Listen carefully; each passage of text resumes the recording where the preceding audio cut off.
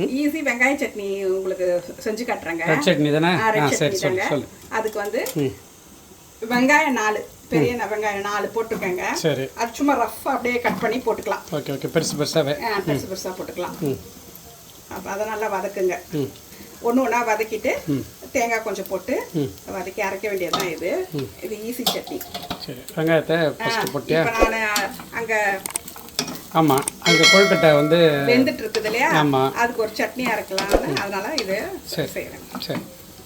வெங்காயம் இப்படி வதங்கிட்டு இருக்கும்போது ஒரு 4 காஞ்ச மிளகாவை போட்டுக்கோங்க. அதையும் போட்டு நல்லா வதக்குங்க. வெங்காயம் நல்லா வதங்கிடுச்சு பார்த்தீங்களா?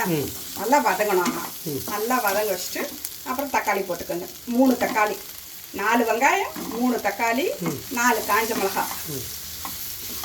இது நல்லா இருக்கும். நல்லா இதுவும் வதங்கட்டும்.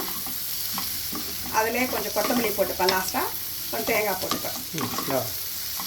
இது கொஞ்சம் கொத்தமல்லி போட்டுக்கோங்க. நல்லா அதையும் போட்டு வதக்கிட்டோம். கொஞ்சம் தேங்காய் போட்டுக்கிறேன்.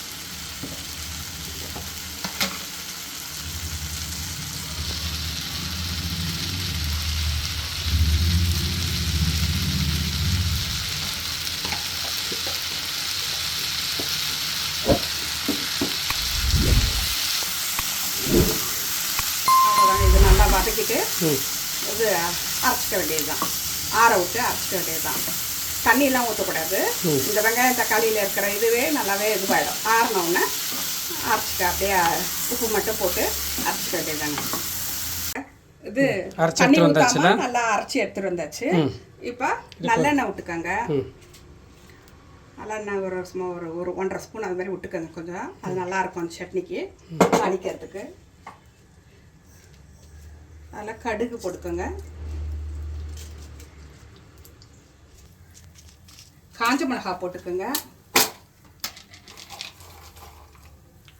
நல்லா கருவேப்பிலையும் போட்டுக்கலாம். கொஞ்சோண்டு பெருங்காயத்தூள் போட்டுக்கோங்க.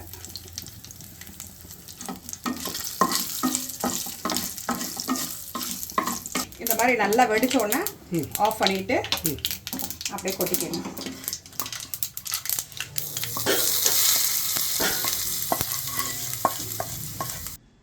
சுவையான வெங்காய சட்னி, ரெட் சட்னி ரெடி. செஞ்சு பாருங்கள், சூப்பராக இருக்கும். இந்த வீடியோ பிடிச்சிருந்தால் லைக் பண்ணுங்கள், ஷேர் பண்ணுங்கள், சப்ஸ்கிரைப் பண்ணுங்கள். அடுத்த வீடியோவில் சந்திக்கலாம். பாய்.